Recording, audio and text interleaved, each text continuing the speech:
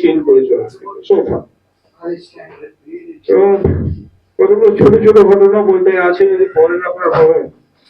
মনে আছে আমরা একটা ফ্লোর থেকে আবার সেই অনিন্দ যাওয়ার তারাকে একটা ফ্লোর থেকে আরেকটা ফ্লোরে যাবো, অনিন্দ হঠাৎ বললো তলায় যেতে হবে।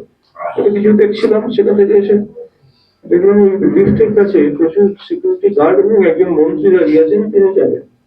আমি জায়গাটা ছেড়ে দিলাম।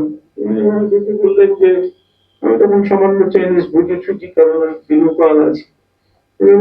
বোঝালেন যে তুমি কেন সরে যাচ্ছ, আমায় কেন ব্যাপার দিচ্ছ, তুমি মন্ত্রী, তুমি তো অতিথি, তুমি আগে লিফটে যাবে, আমি ওয়েট করবো। লিফটটা ভর্তি করে আমরা চলে গেলাম, সাংবাদিকরা, উনি দাঁড়িয়ে রইলেন ওনার সিকিউরিটি দিয়ে। ভাবা যায় না, ভারতবর্ষের গণতন্ত্রে এটা নিষিদ্ধ, একেবারে নিষিদ্ধ।